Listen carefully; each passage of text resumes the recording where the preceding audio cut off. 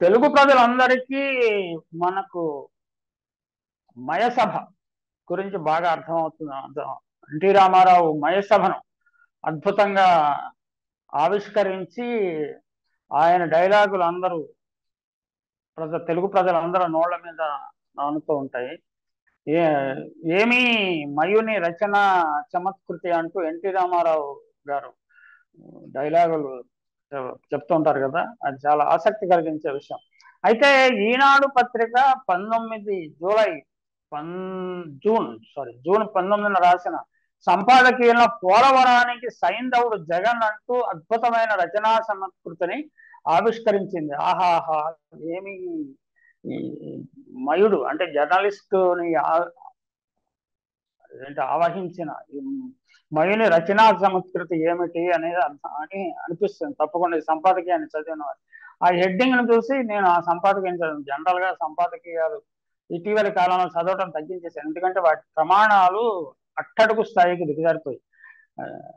కొన్ని పత్రికల్లో నిజానికి మనకు నచ్చని పత్రికల్లో కూడా కొన్ని పత్రికల్లో మంచి సంపాదకీయాలు వస్తుంటాయి, కానీ ఈనాడు సంపాదకీయాల్లో పస రుచి పూర్తిగా పోయింది.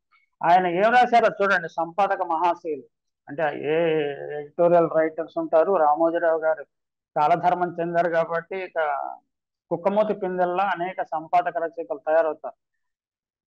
ఏపీ భవితక ప్రాణవాయు వంటి పోలవరం ప్రాజెక్టు పనులు ప్రణాళికాబద్ధంగా వేగంగా సాగుతున్న కీలక తరుణంలో జగన్ సీఎం అయ్యారంట. అదేదో ఆంధ్రప్రదేశ్ కు తీరని నష్టం. అంటే నిజానికి చంద్రబాబు నాయుడు తెలుగు జాతి భవిష్యత్తును అమరావతి ఊపులో పూర్తి చేస్తున్న సమయంలోనే జగన్మోహన్ రెడ్డి ముఖ్యమంత్రి అయ్యారు. అది చాలా దానిని ఆపటానికి ప్రయత్నించారు. ఆయన మళ్ళీ ఎన్నికల్లో ఓడిపోవటం వల్ల ఆయన విఫలం కూడా కావచ్చు. కానీ అద్భుతంగా గ్రామసీమల్లో వికేంద్రీకరణ చేశారు. రామరాజ్యం అనండి, గ్రామరాజ్యం అనండి, గాంధీజీ కలం రామరాజ్యం అనండి, స్వీయ పరిపాలన అనండి, ఏదైనా కానీ ఆయన ఆవిష్కరించారు. దీని ఫలితాలను ప్రజలు అనుభవిస్తున్నారు. ఇప్పుడు మళ్ళీ చంద్రబాబు నాయుడు అమరావతి అమరావతి అమరావతి అని రాత్రి పగలు కలవరించి సింగపూర్ సింగపూర్ సింగపూర్ అంటాడు, ఈశ్వరన్ ఈశ్వరన్ ఈశ్వరన్ అంటాడు. చివరికి ఆంధ్రప్రదేశ్ భవిష్యత్తును ఏం చేస్తాడో మనకు తెలియదు. ఆయన ముదితో మది తప్పిన నాయకుల్లాగా అప్పుడే మాట్లాడుతున్నాడు. పోలవరం గురించి ఆయన విన్న మాటలు చూస్తుంటే నిజంగా ఆయనకు ముదితో మది తప్పిందేమో అని అనిపిస్తుంది. ఏపీ భవితకు ప్రాణవాయువు అంటే పోలవరం ప్రాజెక్టు పనులు ప్రణాళికాబద్ధంగా అయ్యాయా? ప్రణాళికాబద్ధంగా వేగంగా జరుగుతున్న తరుణంలో జగన్ సీఎం అయ్యారట. ప్రణాళికాబద్ధంగా జరగట్లేదండి. అంటే రాష్ట్ర విభజన తర్వాత అధికారంలోకి వచ్చిన చంద్రబాబు నాయుడు బీజేపీ కలిసి 2-3 సంవత్సరాలు పోలవరం ప్రాజెక్టును నిద్రపుచ్చారు, సుషుప్తావస్థలో ఉంచారు. నిధులు రావటాన్ని ఆపేశారు, నిధుల ప్రవాహాన్ని తగ్గించేశారు, సాంకేతికంగా లోపభూయిష్టంగా నిర్మించారు. పిపిఏ కేంద్ర ప్రభుత్వం అధీనంలో పోలవరం ప్రాజెక్ట్ అథారిటీ ప్లస్ కేంద్ర ప్రభుత్వమే నిర్మించాల్సిన ప్రాజెక్టును, జాతీయ ప్రాజెక్టును చంద్రబాబు నాయుడు నెత్తి మీద వేసుకొని కాంట్రాక్టర్ల దగ్గర కమిషన్లు గుంచి 2013-14 రేట్లకే నిర్మిస్తానని హామీ ఇచ్చి ప్రత్యేక ప్యాకేజీ తీసుకువస్తానని చెప్పి అది కూడా తీసుకురాకుండా ఆంధ్రప్రదేశ్ భవిష్యత్తును అంధకారంలో నెట్టేసిన చంద్రబాబు నాయుడు మీద ఎక్కడ బ్లేమ్ పడుతుంది, ప్రజలు వాస్తవాలు గుర్తిస్తారు అని భయపడి ఇప్పటి నుంచే ఈనాడు తన మయుని రచనా చమత్కృతిని ప్రదర్శిస్తున్నారు. ఆహా, మయసభను నిర్మిస్తున్నారు ఈనాడు పత్రిక ద్వారా. తెలుగుదేశంలో హయాంలో జలవనరుల శాఖ మంత్రి గారు ఉమామహేశ్వరరావు గారు అని ఉండేవారు కదా, ఆయన అసెంబ్లీలో అద్భుతాలు చెప్పేవారు. పోలవరం పనులు ఎప్పటికి పూర్తవుతాయో ఎవరికి అంతుపట్టగా మొత్తం ప్రాజెక్ట్ ని నాశనం చేశారు. అంటే పోలవరం పూర్తయితే కొత్తగా 7.2 లక్షల ఎకరాలకు సాగునీరు పారి బంగారు పంటలు పండేవి. 23.5 లక్షల ఎకరాలు ఆయకట్టు స్థిరీకరణ సాధ్యపడి రైతన్నల కడగండ్లు తీరవి. ఇవన్నీ వాస్తవాలు. కానీ ఇది ఇలా జరగకపోవడానికి కారణం ఏమిటి? తెలుగుదేశం హయాంలో జలవనరుల శాఖ మంత్రిగా ఉన్న ఉమామహేశ్వరరావు చాలా తెలివైన వాడని రామోజీరావు గారు, అంటే చనిపోయిన రామోజీరావు గారు, బతికున్న చంద్రబాబు నాయుడు ఉద్దేశం అనుకుంటాను. నోటు దురుస్తానం తప్ప మరేమీ తెలియని తెలివిమాలిన వ్యక్తులను జలవనరుల శాఖ మంత్రులుగా చంద్రబాబు నాయుడు జగన్మోహన్ రెడ్డి నియమించాడట. అందుకనే ఈ ప్రాజెక్టు ఇలా అయిపోయిందని ఈనాడు పత్రిక సూత్రీకరణ చేస్తుంది. తెలుగుదేశం హయాంలో జనవరుల శాఖ మంత్రి ఉమామహేశ్వరరావు తెలివైన వాడైతే దేశం పార్టీ టికెట్ కూడా ఎందుకు ఇవ్వలేదు? ఇప్పుడైనా పిలిచి ఇరిగేషన్ మంత్రి చేస్తే ఆయన టైం మెషిన్ తెప్పించి కాలాన్ని వెనక్కి నడిపించి ఆయన అద్భుతాలు సాధించి 2018లోనే ప్రాజెక్ట్ని పూర్తి చేస్తారా? మనకు తెలియదు. అంటే ఇలాంటి అద్భుతాలను ఈనాడు సంపాదకీయుల వారే రాయగలుగుతారు.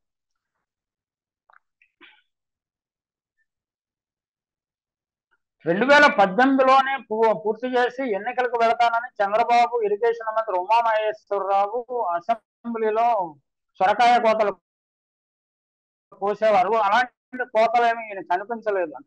జగన్మోహన్ రెడ్డి మాత్రము పోలవరాన్ని నేనే పూర్తి చేసి తీరుతానని శాసనసభ్యుగా ఆయన సొరకాయ కోతలు కోసారంట. నిజానికి ప్రాజెక్టులను పూర్తి చేయాలనే సత్సంకల్పంతో దిగాడు. కానీ సాంకేతిక పరంగా లోపభూయిష్టంగా నిర్మించడము, ఈయన ఎక్కడ పేరు వస్తుందో అని కేంద్ర ప్రభుత్వము నిధులను ప్రవాహాన్ని ఆపుచేయటము, 8 దశల్లో నిధులను విడుదల చేయటము, రాష్ట్ర ప్రభుత్వం ఖర్చు పెట్టిన మొత్తానికి కూడా డబ్బులు విడుదల చేయకపోవటము, చంద్రబాబు నాయుడు పేరుతో లోపాయికారి ఒప్పందం కుదుర్చుకొని హామీ ఇచ్చిన 12,000 కోట్లను ఇవ్వకపోవటము, కొత్తగా పొత్తు కుదిరిన చంద్రబాబు నాయుడికి అనుకూలంగా ఇప్పుడు ఏమైనా నిధులు విడుదల చేస్తారా అన్న అభిప్రాయాన్ని కలిగించడము, ఈ వాస్తవాలు ఏమైనా ఈనాడు సంపాదక రచయిత దృష్టిని ఆకర్షించకపోవటం మన తెలుగు ప్రజల దురదృష్టం. పోలవరం సర్వనాశనం చేసింది Chandrababu, BJP, Polavaram project authority, Transstroy అనే విషయాన్ని గుర్తించాలి. మన తర్వాత వచ్చిన నవయుగ పాత్ర ఎంతో నాకు స్పష్టమైన అవగాహన లేదు. ట్రాన్స్ట్రాయ్ చేసిన నిర్వాహకం, అంతకుముందు మధుకాన్ చేసిన నిర్వాహకం గురించి నాకు సమగ్రమైన అవగాహన ఉంది.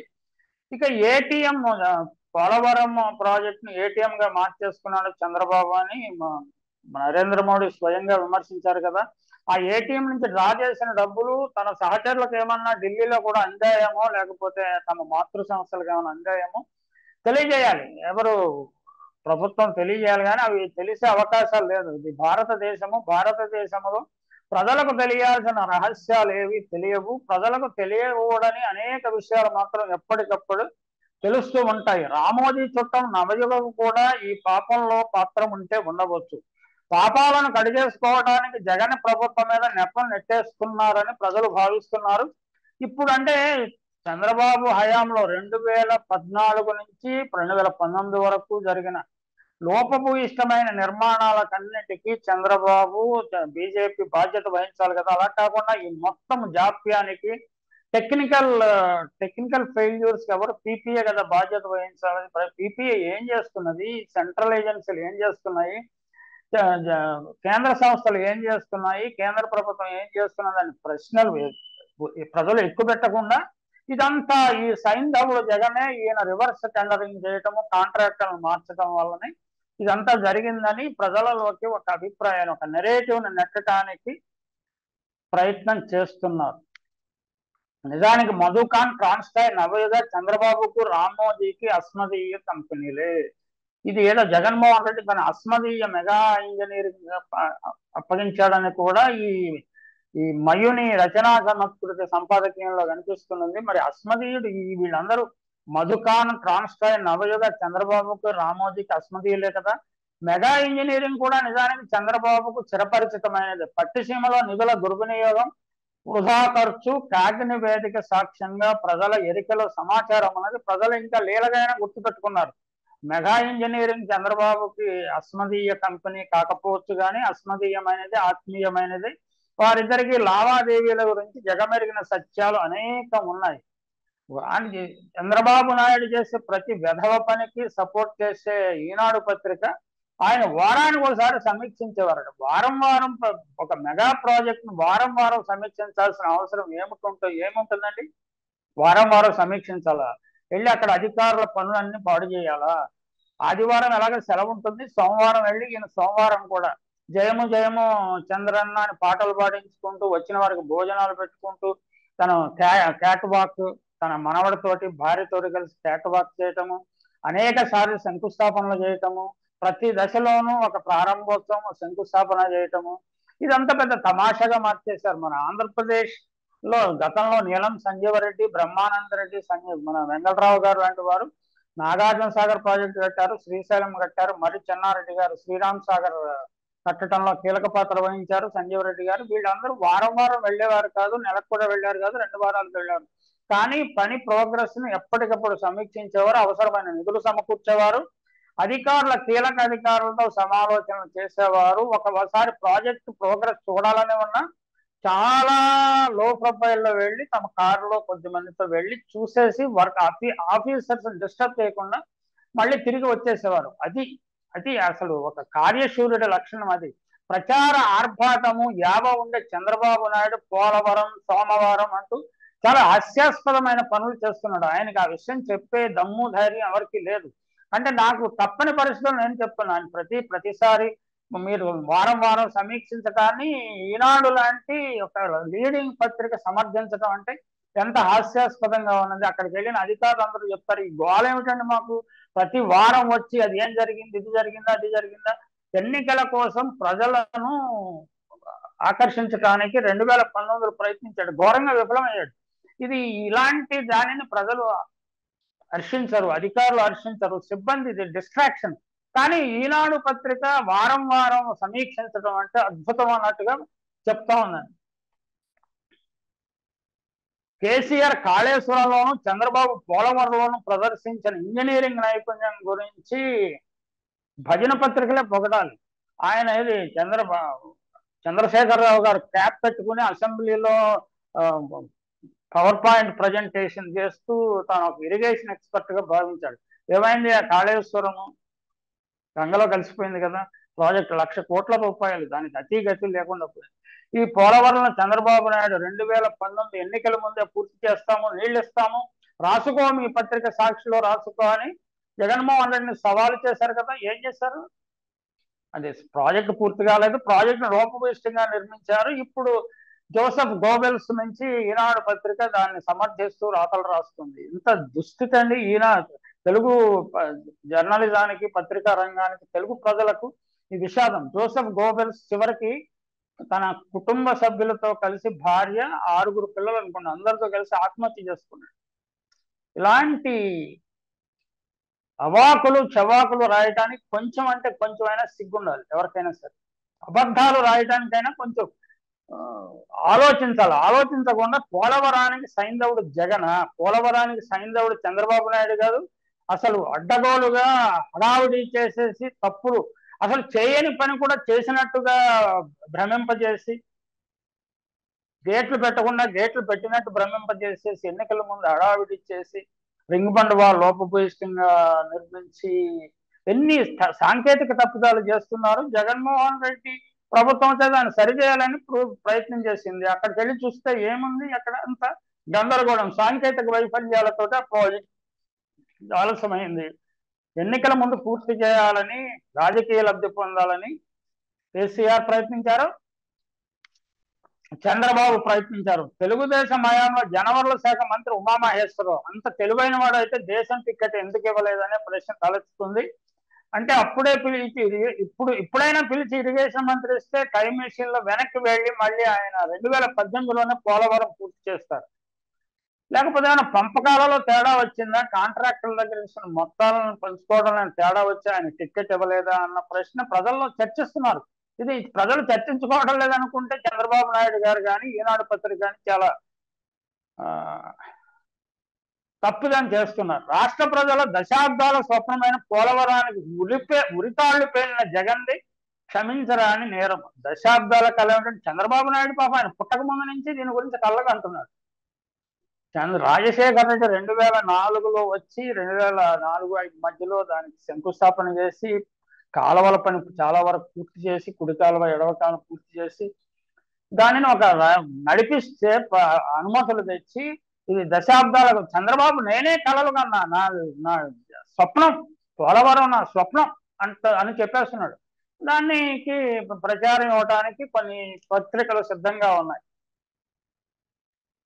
పోలవరానికి ఉరితాళ్లు పేనినది చంద్రబాబు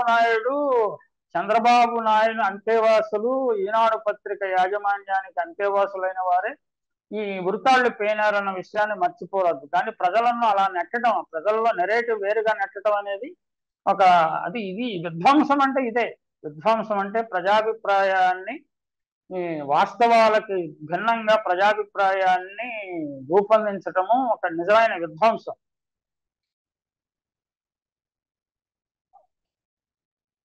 ఆయన చేతుల్లో దారుణ వంచనకు గురైన రైతాంగానికి తీరని శోకముడు. జగన్ విధ్వంసక పాలన ఆంధ్రప్రదేశ్ గుండెలపై పచ్చినెత్తుటి గాయం. ఆహాహా, రచన చమత్కృతి ఏమియో కాని అంటారు కదా ఎన్టీ రామారావు. పోలవరానికి వైకాపా ప్రభుత్వం ఆటంకమైందని ప్రధాని మోడీ ఇటీవల తూర్పరబట్టారు. అంటే పొత్తు కుదిరినప్పుడు ఆయన్ని ఇది చేశారు. ఏ విధంగా ఆటంకం అండి? 12,000 కోట్ల రూపాయలు ఇస్తామని అంగీకరించి నిధులను ఇవ్వలేదు. అంటే పోలవరం బ్యారేజీకి నిధులు ఇవ్వద్దు, ప్రాజెక్టుకి నిధులు ఇవ్వద్దని జగన్మోహన్ రెడ్డి చెప్పాడా?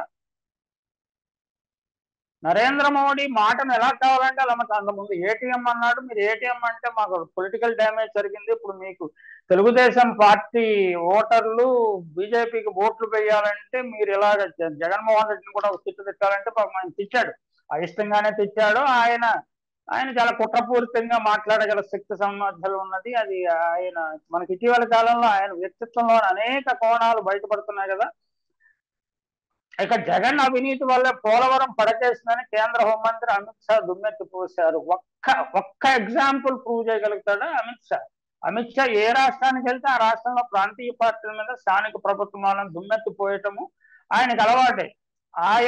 ఆయన కుమారుడు అనండి, లేకపోతే అది BCCA లో జరుగుతున్న వ్యవహారాలు, స్టాక్ మార్కెట్ లో జరుగుతున్న వ్యవహారాల గురించి రకరకాల వార్తలు వస్తున్నాయి. వార్తల్లో నిజం లేకపోవచ్చు కానీ నిజాలు ఎప్పటికైనా నిష్ఠురంగానే బయటకు వస్తాయి. ఇక ఎలక్ట్రల్ బాండ్స్ గురించి ప్రత్యేకంగా చెప్పుకున్నారు. 3 లక్షల కోట్లు రకరకాల రూపంలో బీజేపీ పాలనలో వసూలు చేసినట్లు ప్రతిపక్షాల వాళ్ళు ఆరోపిస్తున్నారు. ఈ 3 లక్షల కోట్ల అవినీతి ఏమైపోయింది? జగన్మోహన్ రెడ్డి పోలవరం ఎంత అసలు మీరు ఇచ్చిన నిధులన్నీ అందులో అవినీతికి అక్కడ అవకాశం ఎక్కడ ఉన్నది? అవినీతి అవకాశాలు అంతకుముందు జరిగిన తతంగాలు. ఈ కుడి కాలువ ఎడవ కాలం అతి తక్కువ ఖర్చుతోటి నిర్మించిన రాజశేఖర రెడ్డి గారిని కలుసుకునే వారు ఎవ్వరు లేరు. ఆయన శ్రీకృష్ణ కమిటీ ఆయన ప్రత్యేకంగా ఈ ప్రశంసించింది. ఇంత తక్కువ ఖర్చుతోటి అద్భుతమైన కాలువలను రూపొందించారు. ఆయన ఆ కాలువను రూపొందించకపోతే అసలు పోలవరం గురించి మాట్లాడేవాడు ఉండేవాడు. ఈనాడు పత్రిక మాట్లాడేది కాదు. చంద్రబాబుకి కళ్ళలో కూడా పోలవరం బ్యారేజ్ గురించి ఆలోచించేవాడు కాదు. 2013 భూసేకరణ చట్టంలో భూమి విలువలు పెంచాక ఇక ఆ ప్రాజెక్టుని ముట్టుకునే ధైర్యం కూడా ఎవరు చేసేవారు కాదు. మన అదృష్టం కొద్దీ ఆయన వచ్చాడు. మన దురదృష్టం కొద్దీ రాజశేఖర రెడ్డి గారు చనిపోయారు. ఆ ప్రాజెక్టును అలాగా 4 ఏళ్లకు పూర్తి చేస్తారు, 5 ఏళ్లకు పూర్తి చేస్తారు. అది 1,00,000 కోట్లు ఖర్చు కాకుండా ఎట్టి పరిస్థితుల్లో పూర్తి కాదు. ఇది నేను చాలా సంవత్సరాలుగా సవాలు చేస్తూనే ఉన్నా. మీ యొక్క అసమర్థత, పాలకుల అసమర్థత, అది ఏ ప్రభుత్వం అయినా, ఏ రాష్ట్ర ప్రభుత్వం, కేంద్ర ప్రభుత్వం, ఎవరైనా సరే అసమర్థత, అవినీతి, వ్యవస్థల వైఫల్యం, దీనివల్ల ఈ ప్రాజెక్టు పూర్తి కావట్లేదు. కాళేశ్వరం ప్రాజెక్టు 1,00,000 కోట్ల ప్రాజెక్టు లోపభూయిష్టంగా నిర్మించడానికి ఎలాగా under the watch and ward of central water works, central agencies and అలాగే PP under the watch and ward of PPA ఎలాగ పోలవరంలో రింగ్ బండ్ కానీ ఇవన్నీ సాంకేతిక లోపాలతో నిర్మిస్తారు? అంటే రాష్ట్ర ప్రభుత్వం మా మాట వినట్లేదా? కాంట్రాక్టర్ల మాట వినట్లేదని చెప్తారా? ప్రజాధనాన్ని ఇలా దుర్వినియోగం చేసే హక్కు మీరు ఎవరిచ్చారు? మీరు అందరూ collectively you are responsible for people అనే విషయాన్ని గుర్తించాలి.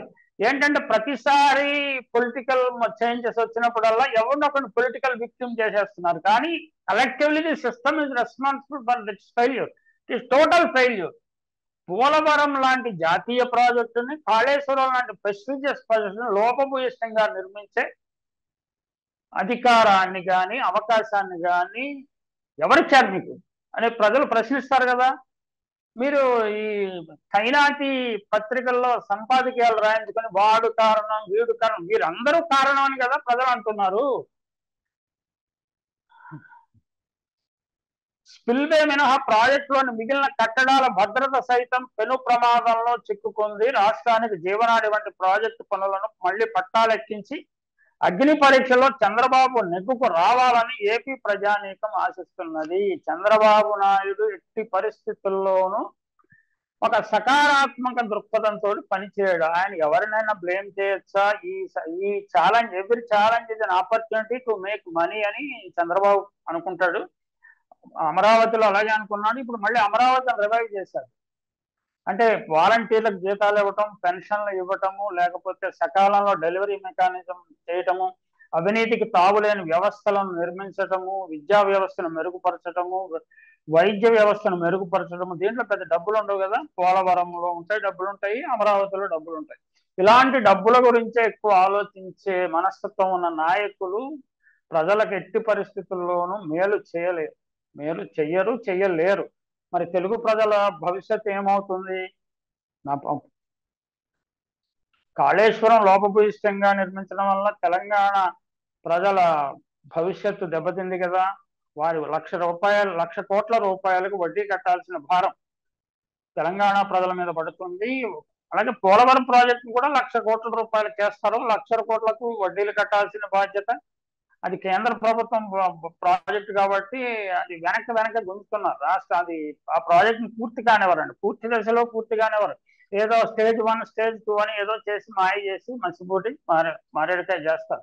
అక్కడ పోలవరాన్ని ఫోకస్ లేకుండా చేసేస్తారు. అమరావతి ఫోకస్ పెట్టేసుకున్నారు కాబట్టి పోలవరం ఫోకస్ ఉండదు. ప్రజల భవిష్యత్తు క్వశ్చన్ మార్క్. అది ఏమవుతుంది మనం నెగిటివ్ గా ఏం భావించాల్సిన వాళ్ళు. చంద్రబాబు నాయుడు గారు అద్భుతంగా పాలించి బీజేపీ ఆశీస్సులతోటి పోలవరం ప్రాజెక్టుని పూర్తి చేసినా, లేకపోతే అమరావతిని అద్భుతంగా ఢిల్లీని మించిన రాజధాని నిర్మించినా మనందరము దాన్ని ఆహ్వానిద్దాం. ఏది మన ఈనాడు సంపాదకీయంలో ఆయనకి చంద్రబాబు నాయుడు గారికి గుడ్ విషెస్ చెప్పినట్లే మనం కూడా చెబుతాం.